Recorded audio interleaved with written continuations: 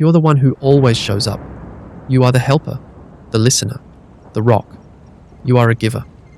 And in a world that often feels transactional, your ability to give, to empathize, and to support is not a weakness, but a genuine superpower. But then, why does that superpower so often leave you feeling drained, alone, and unappreciated? Why is it that when you need help, the room suddenly goes silent? Even though you rarely ask for it, as you usually hate to bother others for your interests, we are all raised with a deep-seated expectation that people will respond to kindness with kindness. But that expectation breaks more often than we'd like to admit, leaving you resentful, exhausted, and wondering if you've simply been taken advantage of. And that's usually when people tell you, "You're too nice. You should be more selfish." That is terrible advice. Being a giver isn't your problem. The problem is when your kindness becomes a compulsion, and you don't know where it ends, and your self-neglect begins. The philosopher Erich Fromm captured this conflict. Immature love says, "I love you because I need you." Mature love says, "I need you because I love you." Immature love is dependency. Mature love is choice. Many chronic givers are trapped in that first model, giving from a place of dependency, not choice. So the real question is why this happens, and how to reclaim your kindness as a choice, not a compulsion, turning it from a potential curse into the powerful, respected strength it was always meant to be. To understand your strength, we first need a framework. Adam Grant, an organizational psychologist, found that people generally fall into three styles. Takers. They are self-focused and try to get more than they give. Matchers. The majority. They seek a 50-50 balance. Givers. That's you. You prioritize adding value to others. Now, here is the paradox Grant discovered. When he looked at metrics of success, productivity, grades, revenue, givers were overrepresented at the very bottom of the ladder. This makes sense. They're so busy helping everyone else that they burn out. But, and this is the most important part, when Grant looked at who was at the very top of the success ladder, givers were overrepresented there too. This video is about one thing, showing you the simple, powerful shift that moves you from the burnt-out giver at the bottom to the respected, successful giver at the top. So, what's the difference?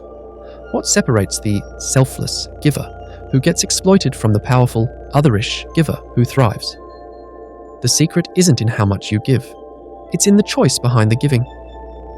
Neuroscience shows us that when we voluntarily engage in altruism, our brain releases a happiness trifecta: dopamine, oxytocin, and serotonin. This is the famous helper's high, and it's linked to greater health and a longer life. This is the biological reward for your superpower. But here is the catch. This entire process only happens when the giving is voluntary, when your giving is compulsory, when it's driven by guilt, obligation, or a deep-seated fear of rejection.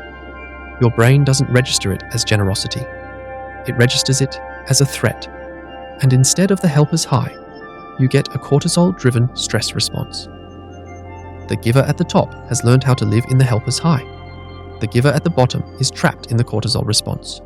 So, if the secret is choice, why does it so often feel like you don't have a choice? To understand that, we have to look at your blueprint. This isn't a flaw, it's your origin story. For many givers, the pattern began with parentification, being forced to take on adult responsibilities as a child.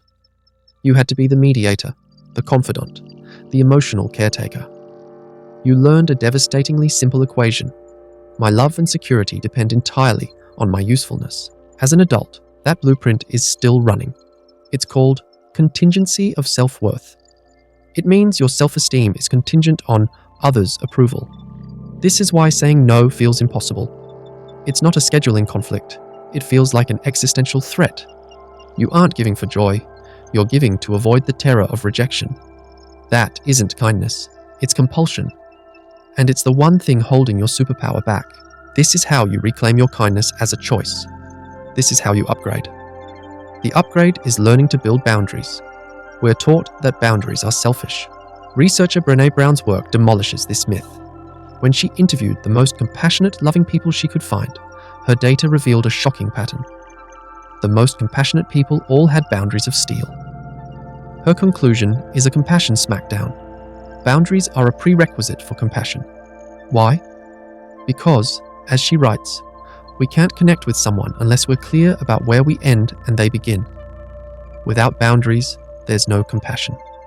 If you have no boundaries, you are guaranteeing that you will be taken advantage of. And when you are, you will become resentful. That resentment kills your kindness. Boundaries don't cage your kindness.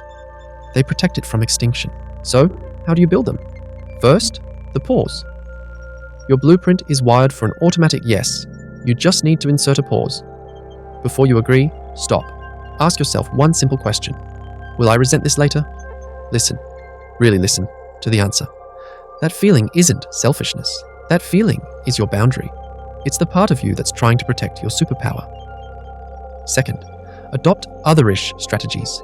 This means you stop giving your energy based on hope, and you start giving it based on how people actually respond. You become a smart investor of your energy when dealing with a taker. Your strategy is limit and hold accountable. Your kindness is too valuable for a black hole. A simple, I can't help with that, is a complete sentence. When dealing with a matcher, your strategy is clarify needs. They want to be fair, so you can afford to be less vigilant and help them. But again, not at the cost of your time and energy, which can be invested in achieving your life ambitions.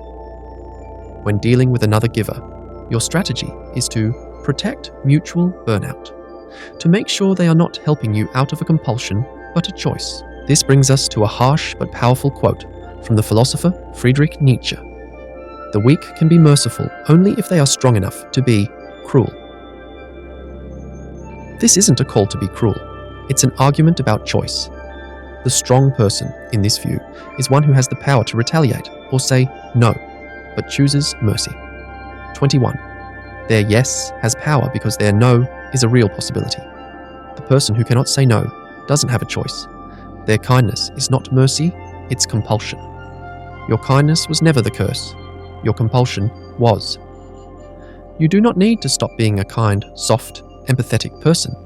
The world needs your softness. It just does not get to demand your self-sacrifice as the price of admission. Kindness plus boundaries equals respect. You are not a person who needs fixing. You are a giver. And by learning to protect your gift, you finally unlock its true power. Your empathy is strongest when, perhaps for the first time, it finally includes you.